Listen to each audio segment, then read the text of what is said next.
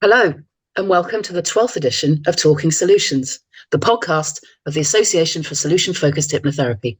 I'm Sally Hare. And I'm Trevor Eddles, and we're both experienced solution-focused hypnotherapists. Today, we're really pleased to have Andy Workman with us. Welcome, Andy, and thank you for joining us today. No, not at all. Thank you very much for the invitation. It's good to see you both. Andy Workman has been a solution-focused hypnotherapist for over 15 years. He's also a supervisor, author, motivational speaker, and broadcaster. His book, Cavemen and Polar Bears, is prescribed reading on many hypnotherapy courses, and he presents professional development workshops on post-traumatic stress disorder, or PTSD. With 30 years' experience of working in the police force, perhaps it's not surprising that he has a particular interest in this condition. And welcome from me, of course. Well, let's start with the questions then. So question one, Andy. The NHS describes PTSD as an anxiety disorder caused by very stressful, frightening, or distressing events. It also describes a similar disorder, complex post-traumatic stress disorder, or CPTSD, as being experienced by people who repeatedly experience traumatic situations, such as severe neglect, abuse, or violence. In your experience, what impact can PTSD or CPTSD have on people's lives? Thank you very much for the question. It's a bit of a pendulum, really, or how can you measure a piece of string? Because PTSD and CPTSD can have massive effects on some people's lives, and other times people will not necessarily recognize that they're suffering from it. So I think as a therapist, and certainly a solution-focused therapist, what I tend to deal with is what people present on the day. And very often when people talk about disturbed sleep, inability to concentrate, unprompted startle responses, their inability to watch certain subjects on the television or listening to radios or podcasts and things like that, that's the sort of thing that makes my ears prick up and think, okay, so what could possibly have happened in the past to initiate those responses or cause those problems? And very often, although we don't look into the past, when they do identify things in their life story, if they share it the first time we see them, there are moments where you think, okay, yeah, that might just identify that this might be PTSD rather than other things. So for an example, some people might think that what they have is a phobia. A really good example would be somebody who doesn't like flying. So they might have enjoyed flying in the past. They might have been on holiday regularly, but the one time that they go through a particularly nasty bit of turbulence, so sometimes if they'd seen maybe one of the cabin crew have an abreaction, a nasty reaction to that turbulence and not cope with it very well. Worst case scenario, of course, if suddenly the oxygen masks suddenly fall out of the ceiling and are hanging in front of you, they might have a problem going on an aeroplane again. Now, most people might say, well, that's just a phobia. That's an understandable phobia with that happening. Well, actually, no, that's likely to be post-traumatic stress. It's something that's happened after a traumatic event that's causing them difficulty. And if they then start to dream about that incident or start avoiding watching aircraft films and things like that, that's your classic example of a PTSD sufferer, really. Thank you. And is that something you've experienced in your life? As a police officer, all the years you spent in the force, or either experiencing yourself or observing it has on others' lives? Yeah, I'm afraid it is. Yeah, it's I always say I wasn't a police officer because I was a hero or anything like that. I was a police officer because I was paid to be there. It wasn't my first career choice. If I'd been bright enough at school, I would have loved to have been a veterinary surgeon. Thankfully, I'm so squeamish that the universe took me a different way, and I think that's probably I'm grateful for that now. But yeah, your average police officer or soldier or any form of emergency or military worker is not brave, by nature. They're paid to be there, and their training takes them through extraordinary situations. But that doesn't mean that they don't get affected. So yeah, I often say to people, I in the time I was a police officer, I became eligible for 3 medals. None of them were campaign medals. None of them were bravery medals. They were all about time done. One was my long service medal, because I did over 22 years. And the other two were Jubilee medals for Her Majesty the Queen. I got 3 of them. And when I wear them on Remembrance Day, I often say to people, it reminds me of certain things. Not the fact that I got the medals. They remind me of the three colleagues that I lost as a result of post-traumatic stress. They couldn't cope with being here any longer. So 3 of them took their lives, their own life. But it also reminds me of the 3 times that I needed help. And so even though I didn't have my hypnotherapy training back then, but you don't do that length of time. I mean, the 3 medals are 3 decades spent in uniform. You don't do that length of time without coming off, falling out of the tree sometimes. And I hit every bough on the way down on a couple of occasions. So, yeah, I've suffered from post-traumatic stress. And only recently, I've had it again through a personal accident where I hurt my hand very, very, very badly. And I won't go into detail because some people listening to this might not cope with it very well. Suffice to say, I was using a circular saw and my hand didn't win the battle. So I've suffered from post-traumatic stress from that. And certainly, if you take the definition to the letter, it's post-traumatic stress disorder that I have now as a result of that accident. Thankfully, with a little bit of knowledge as a solution-focused hypnotherapist, I'm getting myself through that, and very easily. And it's interesting how, knowing how the brain works and knowing how I would treat somebody with PTSD, I'm able to use some of the techniques on myself to be able to say, that situation is over. This is just the aftermath, and I don't need to respond to it nearly as strongly.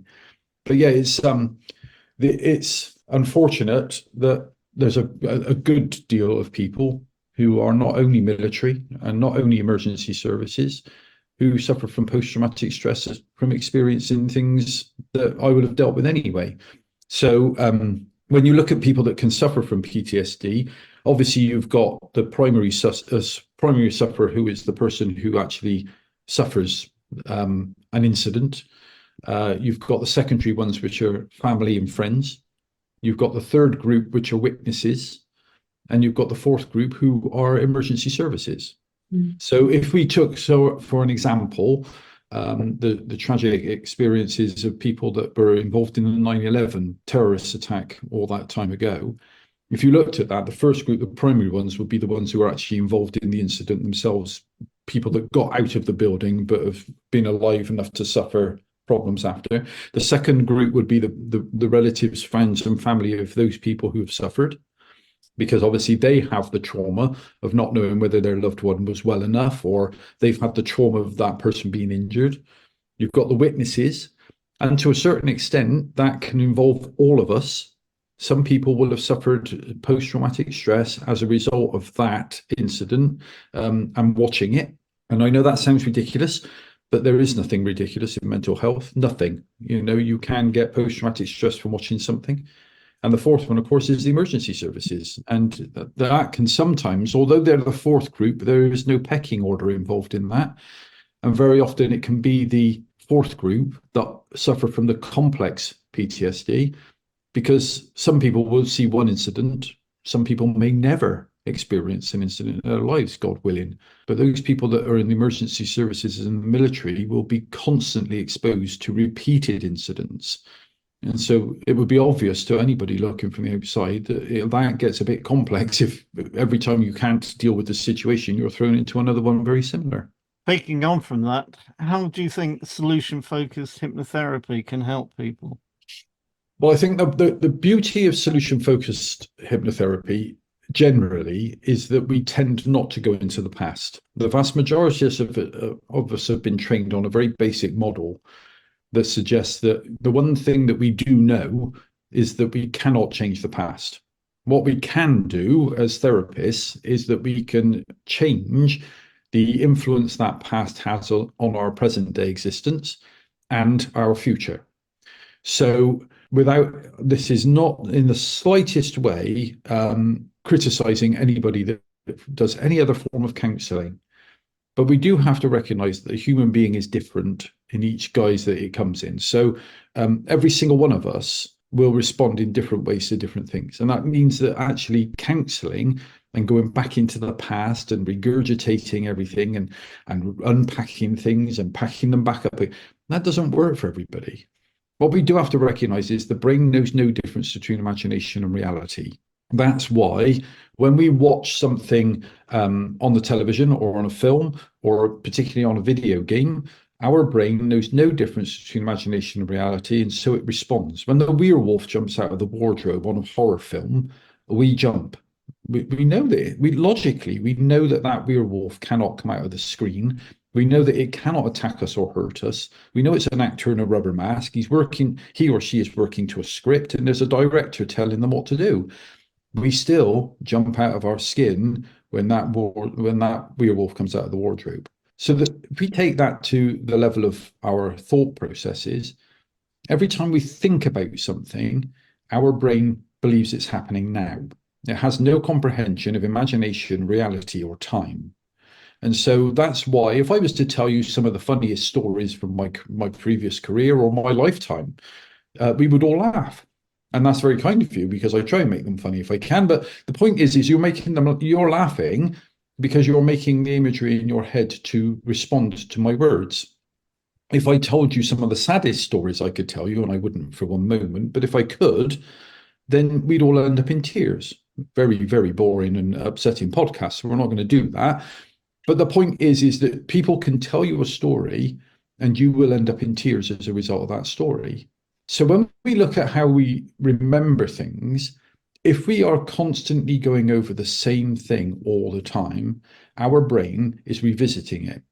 So if you took, for an example, somebody who had been involved in some form of horrendous physical or sexual abuse, if we counsel them, if we constantly ask them what the situation was, how it made them feel, how has that affected their relationships, all the time we're asking those questions, we are literally making their mind constantly remember and go over that same situation. It's reliving it every time.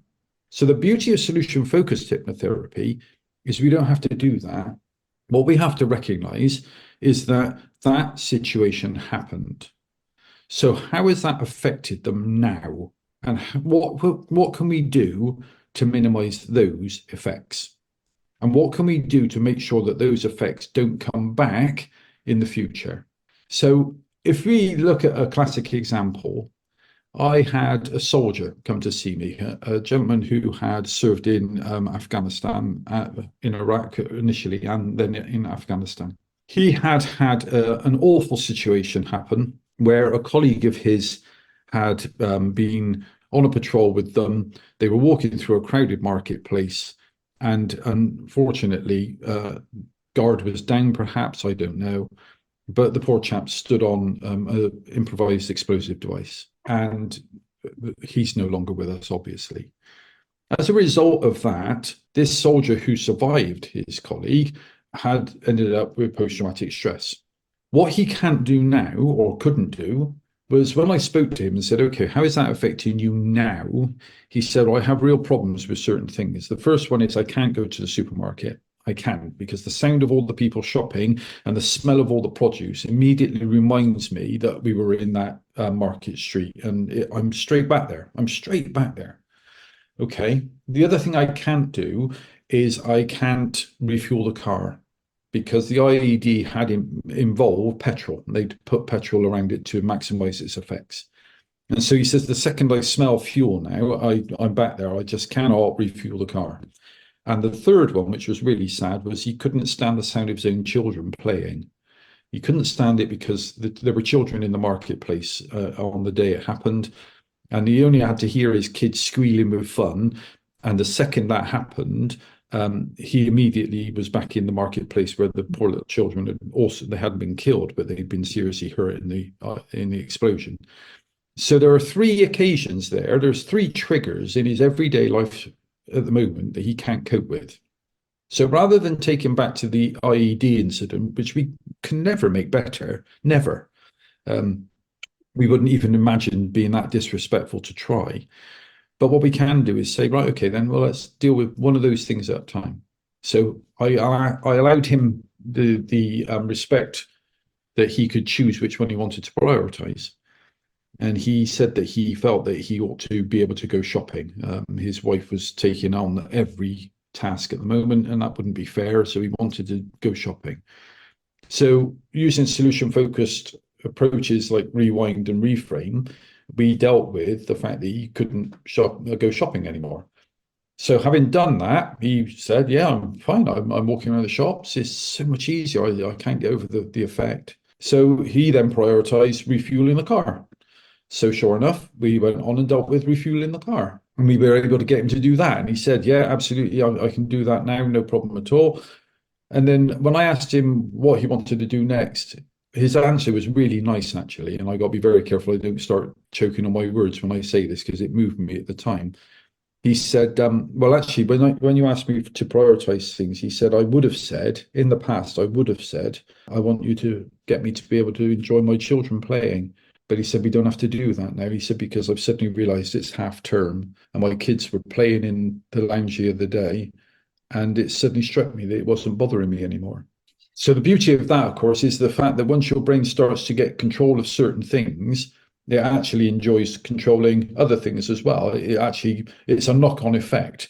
So the more triggers we lose, the stronger the ability to be able to deal with the situation afterwards. So we just went on and did some general confidence work with him. He wasn't with me much longer, but we went from unable to go into shopping precincts and refueling cars and everything else to living a fairly normal life.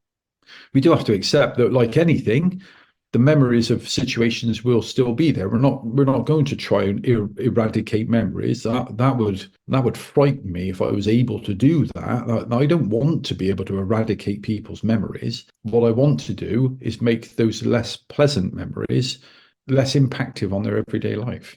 And solution-focused hypnotherapy is an absolute given in the fact that we don't go back to those horrific situations and rewrite those neural pathways. What we actually do is say it happened. It's something in the past. It doesn't have to be lived in our present and our future, and we can do something about that.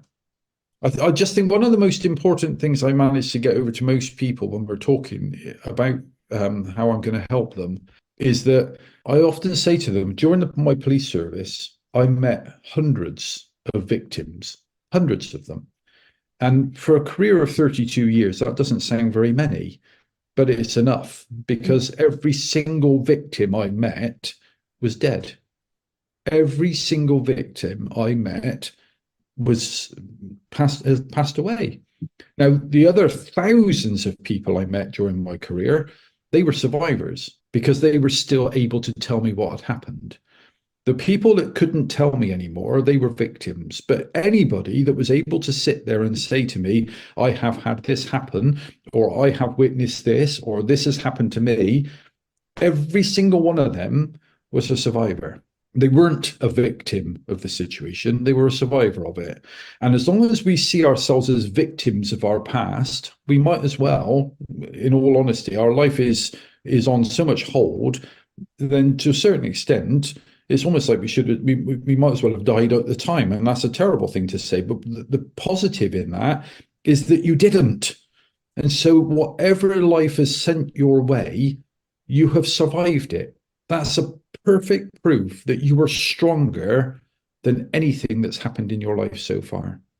You were stronger at that moment, and you've survived it long enough to become stronger since. So don't be a victim of your past. You didn't die in it. You're here to tell me what happened. You survived it. Recognize that. Recognize the strength in the word survivor rather than victim. And that's a building block that we can start putting down as a foundation. Brilliant, thank you. I really love that passion that you've got for the solution-focused approach, and the moving stories that you've got to illustrate that. So to kind of help anybody who's listening now who's affected by PTSD or CPTSD, have we got any tools? What kind of self-care advice would you give that they can do today, other than go to the website and look up a solution-focused hypnotherapist?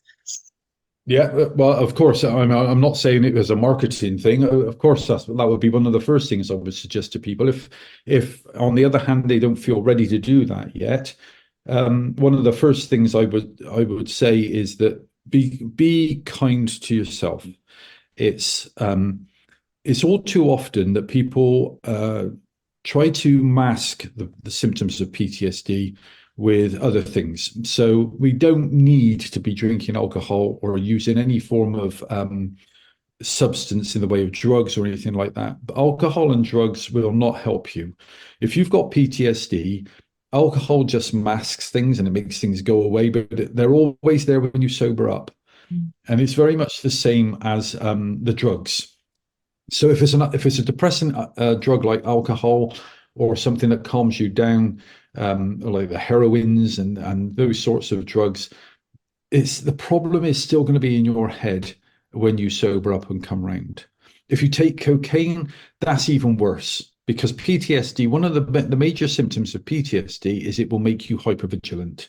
And there's nothing that's going to make you even more vigilant than giving yourself a whiz on cocaine or anything other accelerant like that. So bin, or the old heroes' friends, as they sometimes refer to them, they're of no use to you whatsoever. And if you need help with PTSD, one of the first things that they're going to do is get you off of drugs and alcohol before they'll even start to get you anywhere near going through therapy.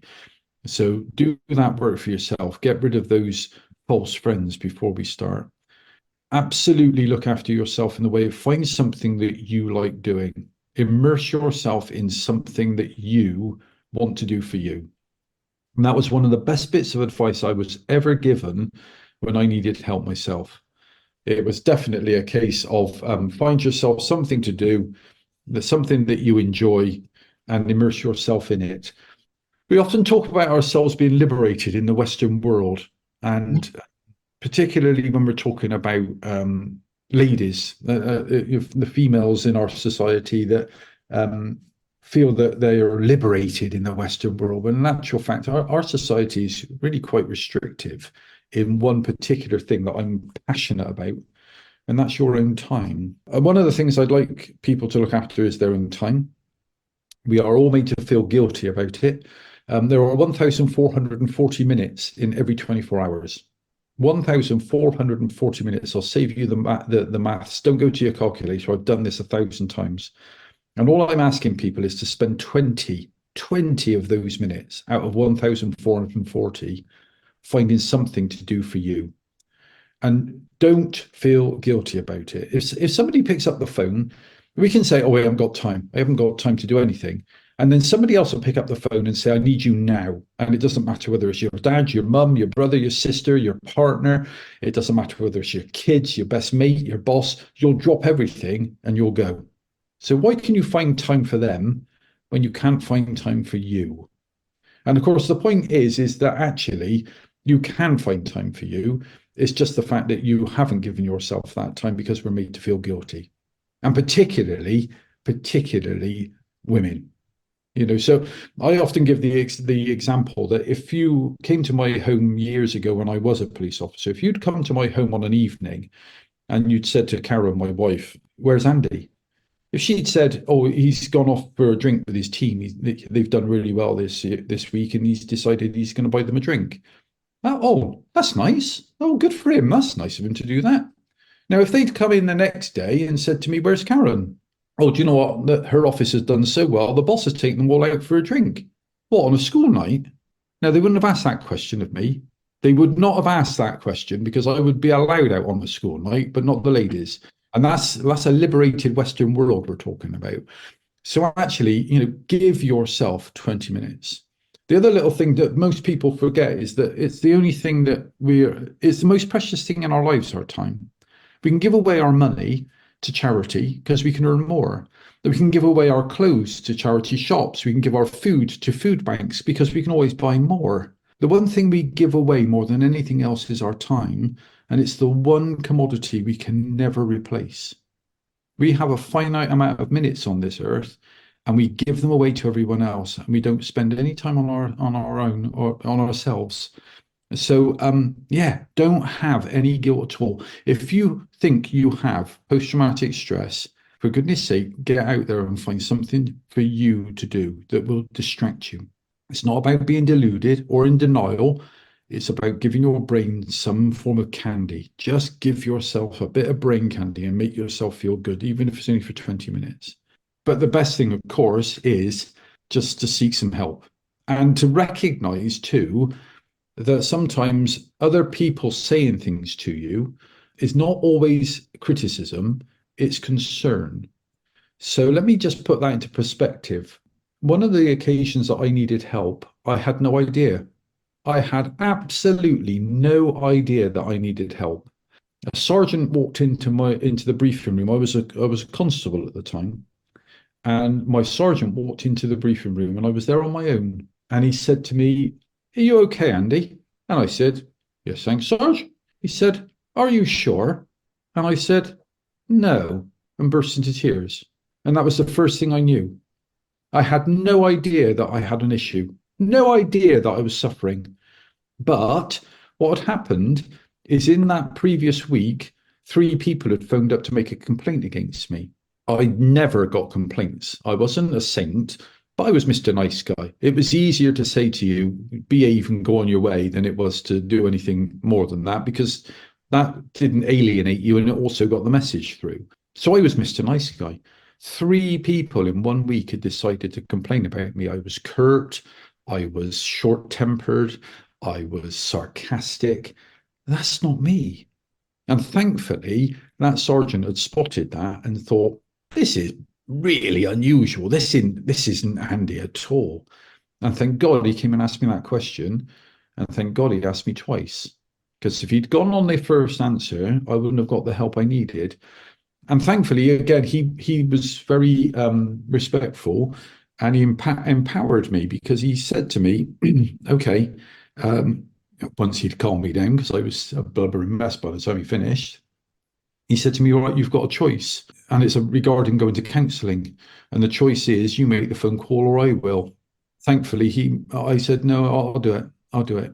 So I was able to take control of my own therapy and phone up the counselling service and get myself booked in. So the reason I tell that story is because if somebody else is saying, "Are you okay?" or, "Oh, you're short with me today," or, "Wow, what on earth is the matter with you? You're usually as bright as a button." If you're not aware that something is going on, don't just take that as, "Yeah, I'm all right, stop keeping on." Take that as a genuine a bit of concern, and see what it means. Just sit there and think on a little second, and don't just take it as a criticism. Just recognize that there might be a message in there somewhere. Yeah, that's really useful advice, isn't it? That's good to take on board. Perhaps moving on from PTSD and women giving themselves more time, etc. Tell us what's going on for you at the moment then. What projects or events have you got coming up, Andy?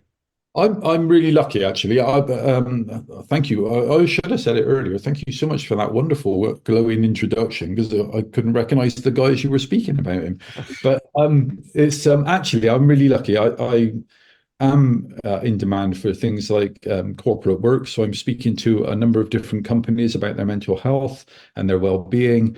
I go into big companies, unfortunately, most of which put me on non-disclosure agreements, so I can't name names as much as I would love to. But I go in and just make sure that their workforce is looking after their own mental health. I have the absolute joy of working with a number of secondary schools. I work with a wonderful charity known as South Bristol Youth Consortium, and they work with the secondary schools in Bristol. And I go into the secondary schools talking about mindset and children, young people meeting their potential. I have a great deal of respect for our young people. I don't think I would want to be a teenager right now. There are so many pressures on them. They are constantly having the goalposts changed on them about when they can finish school and whether they can go in and when they can't go in, and what exams are required for what. Oh, it's a proper cauldron that they're put in at secondary school. So I have the privilege of dealing with a good deal of young people. And thankfully, I do my one-to-ones.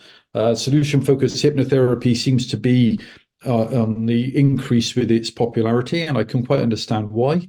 The amount, again, it's not criticizing people.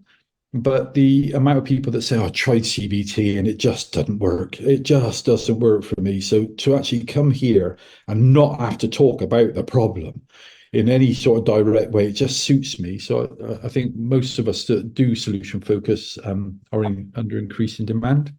And again, as the CPDs, I've got a really nice busy year of providing continued professional development from my wonderful colleagues in the hypnotherapy world. I love doing that. I think there's nothing better than getting together with some like-minded colleagues who can speak in confidence about situations that are causing them concern or little training needs that they might want to address.